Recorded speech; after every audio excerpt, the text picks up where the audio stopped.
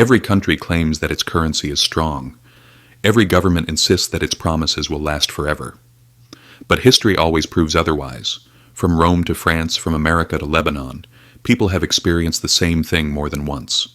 They woke up one morning and their money had lost its value.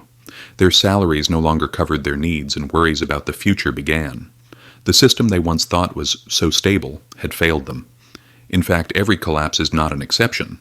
It is the rule. The question shouldn't be, will the system collapse? But when it collapses, how will you protect yourself? We always trust the money we hold, our bank accounts or foreign currencies. We assume they are very strong, but that strength can vanish overnight, shaking all our confidence. That's why history can be called both merciless and instructive. Every collapse leaves us with a lesson. It separates those who manage to preserve real value from those who cannot.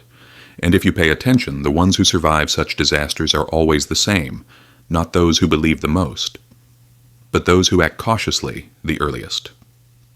Let's start with Byzantium. While Western Rome had long fallen, Byzantium managed to survive for another 1,000 years. Its entire economy revolved around its golden coins called solidus. They were so reliable that people from Europe to Asia accepted them without hesitation. For that time it was practically the world's reserve currency. But history is merciless. Byzantium repeated Rome's mistake. They reduced the purity of gold, made the coins thinner, and started mixing in cheaper metals. At first no one noticed, but when people eventually realized, the trust had already been broken, and what was once the most important trade currency in the Mediterranean became nothing but a political lie. The coins lost their value, trade weakened, and the economy collapsed. In the end, those who survived were not the ones who trusted the state's words or paper promises, but the merchants who held real gold and land. The first lesson is clear. When states debase their money, they cannot resist its temptation. And when they make that mistake, real value escapes the system. The Black Death, the other face of disaster. Then, in the mid-14th century, the Black Death struck. Half of Europe died, cities emptied, villages vanished, trade routes fell silent. But that wasn't the real collapse. As the population decreased, it became harder to find workers. Labor became scarce but valuable. Those who survived began demanding higher wages. Land, food, and goods were abundant. Anyone who had some silver, land, or even just muscle power became wealthier. Houses stood empty. Fields were ownerless. Buyers had the bargaining power. In other words, the crisis brought opportunity to those who were prepared. We saw a modern version of this during COVID. Supply chains broke, governments printed money, markets went wild. But those who had cash or assets seized the opportunity. Salaried workers fell behind. Housing prices soared, stock markets recovered, and millions struggled to survive. History repeated itself. Pandemics redistribute wealth. For the prepared, it's a reward. For the unprepared, a punishment. Florence and the too big to fail. Lie. In the 1340s, Florence had become the financial center of Europe.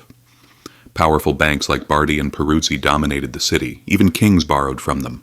But when the King of England failed to repay his debts, those giant banks began to collapse. The city descended into chaos.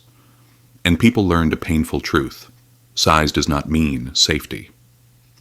The phrase too big to fail became one of history's oldest lies. Institutions never protect your interests. They always protect their own. When they fall, they drag you down with them. It happened again in 2008, when Lehman Brothers collapsed. Centuries passed, but the game stayed the same. The American Civil War and the death of money. The North printed greenbacks, the South printed graybacks. Both sides financed their war with money backed not by gold, but by their own promises. The result was predictable. Inflation exploded. Prices skyrocketed and wages were no longer enough. People had to carry bags of money just to buy bread. When the war ended, Confederate money became worthless. And once again the survivors were the same, those who held real goods, land, or food. The French Revolution, the lie of paper solves everything.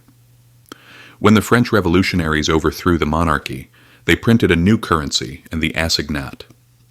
This paper money was backed by church lands, but the government kept printing more and more. and each new issue devalued the previous one. Bread prices soared, people revolted, and the middle class collapsed. The paper money became worthless. Who won? Not those holding paper, but those holding food, gold, and property. Because those were the things the state couldn't print. The Asian crisis in modern times. In 1997, Thailand's currency collapsed and all of Asia trembled. Thailand had borrowed heavily in US dollars. But when its own currency fell, it couldn't repay its debt. One country after another got caught in the chain reaction. Investors fled, unemployment surged, and as always, ordinary people suffered the most, because the debtor always falls first. Lebanon, the closest example. Between 2019 and 2021, banks in Lebanon shut their doors. People could no longer access their accounts or withdraw money. The Lebanese pound lost 90% of its value. A lifetime of savings vanished overnight. Banks said, "We have no money." And people finally understood. The money in your account is not yours. It's the bank's debt to you. And in a crisis, they can simply choose not to pay it back. Who won again? Those who moved their money abroad early or who owned gold or property. Everyone else fell into the trap. The repeating pattern. All these stories brought you from Rome to Lebanon, but tell one single truth. Paper money collapses. Debt is a chain. And the survivors are those who don't believe blindly. Throughout history, the pattern has always been the same, only the scenery changes. The key to surviving collapse. In Byzantium, it was gold. During the Black Death, liquidity. In Florence, distrust of banks. In the Confederacy, goods and land. In France, food. In Asia, staying out of debt. In Lebanon, exiting the system in time. Each era had its own solution, but the essence is the same. Hold real assets and real skills. Collapse is not only destruction, it's also opportunity for those who are prepared. After the plague, peasants became landowners. After 2008, those with cash bought homes. History tells us, protection isn't just defense, it's seizing the chance. Real power, but wealth isn't only what you own, it's also what you can do. In every era, survivors weren't just those with gold, but those who could create something. The baker who made bread, the craftsman who repaired tools, the farmer who tilled the soil, the merchant who kept trade alive. Even when money lost its value, these people stood strong. Because people still needed to eat, to live, to survive. Those who produced never stayed poor for long. Final words. True protection isn't blind faith in the state, nor sheltering in banks. Real protection lies in knowledge, skill, and awareness. Every crisis is a transfer, from blind trust to preparedness, from paper promises to tangible value, from passive waiting to active creation. History always says the same thing. History doesn't repeat, but it crushes those who ignore it. If this gave you a new perspective, hit subscribe.